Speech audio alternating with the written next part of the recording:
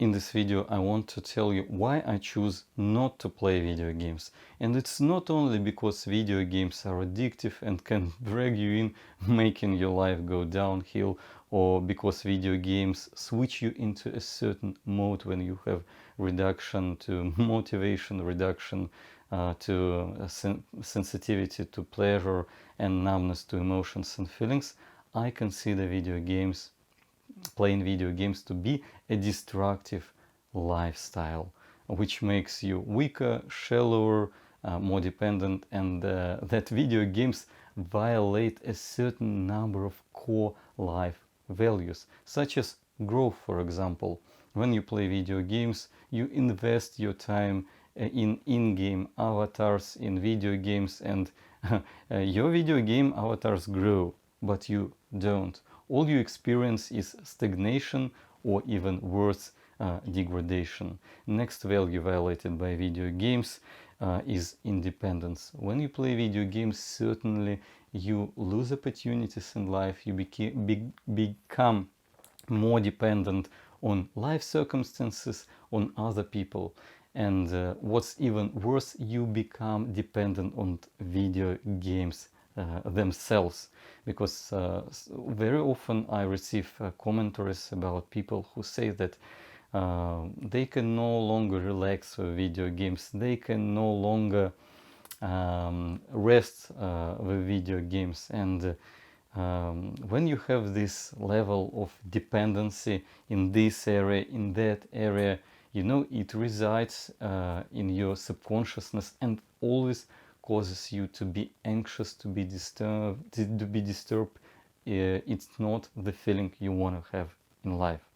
Next value violated by video games is self-respect. Having less opportunities and being dependent, of course, causes you to suffer decreases in your own personal self-respect as well. Next value violated by video games is creatorship. When you create something in video games, it's all an illusion. It has no value for you and for other people. The next value violated by video games is focus. Video games often serve as a distraction, and it's not about pure time you spend on video games. It's about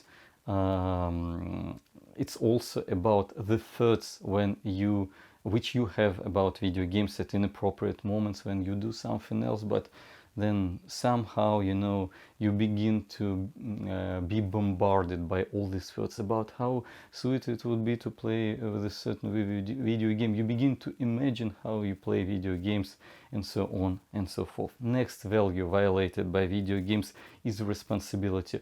Look what is going on around with you, how many problems the world has, and it's obvious that those who are in charge of solving these problems, they either, especially nowadays, they are either incapable of solving them, or they deliberately do not solve or even create them. And even if we do nothing about it, if we hide our heads in the sand, you know, the world will not change for the better.